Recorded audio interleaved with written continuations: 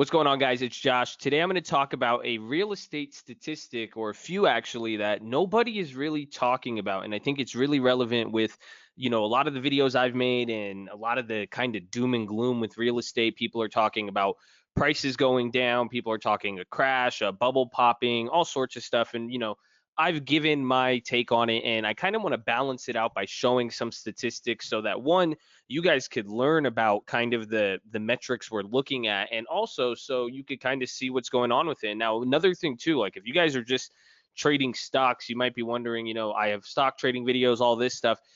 I do real estate, and looking into real estate, this statistic gives me all these statistics give me overall information about the market, where things are headed, the economy. So for me, they're very just linked hand in hand. This is just the information I'm doing, and this is my due diligence as far as managing my overall portfolio. It is an investment. So I want you guys to understand that. You guys are probably like, what's the point of this? So I want to start first with the United States pending home sales, because this is the thing that's been getting people, and it has brought up a cause of concern. But pretty much, pending home sales on a percentage basis, year over year, it's been dropping. So pretty much, we've seen 7 months straight of decline, meaning, pending home sales. And what that is, a pending home sales is literally counting how many homes are pending right now going through escrow. So that's something to think about, why it's important for real estate, because if it's not bought cash and closed in 7 days, the traditional purchase takes about 30 days. So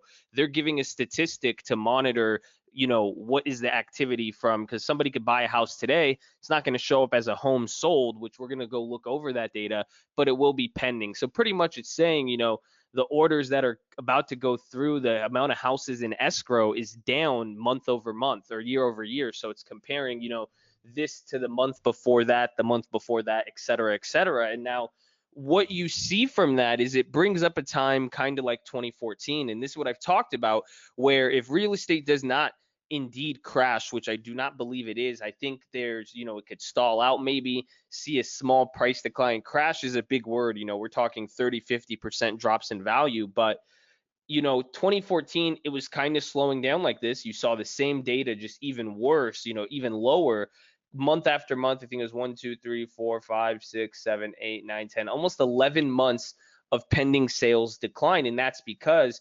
2013 was hot for real estate, and then it really picked up after 2015, then 2016, saw a little slowdown in 2017, kind of came back up, but now we're back to this straight decline. Some would even argue this is, starting here from 2017, it's kind of been declining. But looking at this data, is that bad? Yes, it's a decline, but I guess to counter it, the fact is it's looking year over year. So we're comparing amount of pending sales compared to a year before that was hot, and then another year before that, which was extremely hot. So you got to put that into perspective. And that's not the one thing I want to look at now.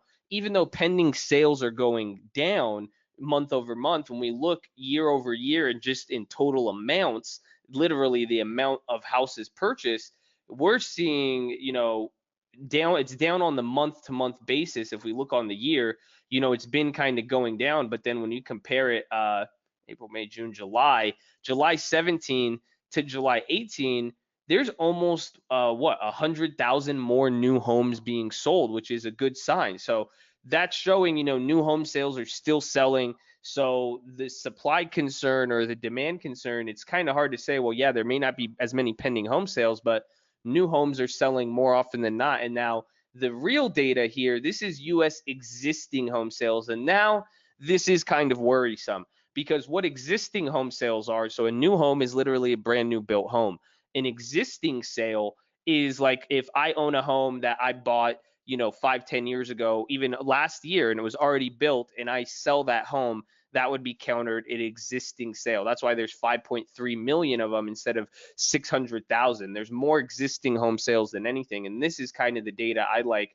And I'll go down to one more thing, but essentially what we're seeing is, in this last year, existing home sales have dropped from 2017. But when we put it into perspective, it's pretty much like what the lowest point. It's literally, it's more homes are being sold existing in a month than almost any time in 2014 and 2013.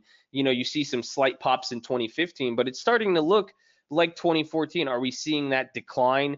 And this is, 3, 4 months of that number going down. We saw it in 2017, but you saw it take off and you saw what happened with the market. Other than that, really 2014, 2013 coming into 14, some 2015, 16, when people were really worried about the economy and emerging markets. So you see how people are responding. I guess the error of this, it's not, we're seeing a more slow decline, and that could be the issue of not to get complacent, because why I'm saying this is worrisome.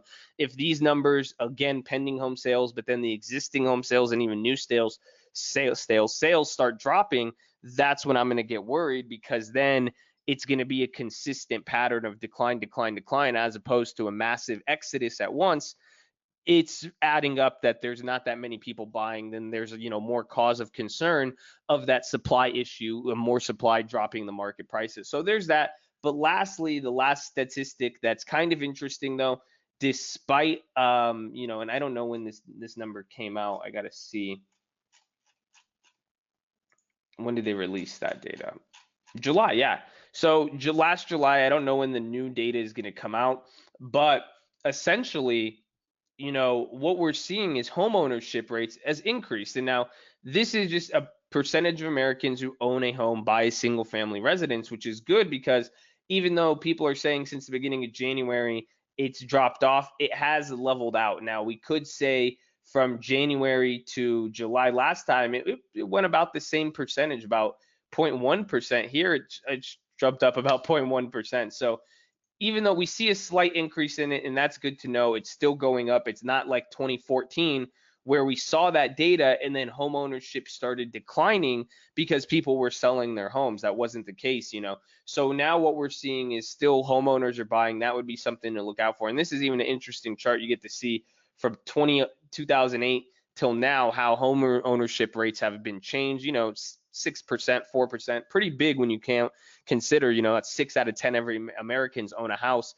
It's interesting to see how all that played out. But putting this all in all, these are the statistics I want to look at. And I would look at and understand too, this is month over month or month over year, it's comparing it year over year. So just seeing that this month did bad than that last month, you got to put it into context. We've been really going up a lot.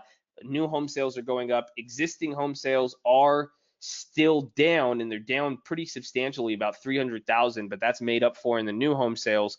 And at the same time, this is still a high number when we put it in a perspective with everything else. So homes are still selling. And, I'm saying this from anecdotes. We're just listed a house. We got an 880 offer, all cash. We're putting houses for sale now. We're getting really good offers. Some people are spooked. Some people are pricing things low. But for the most part, the market is still not showing anything.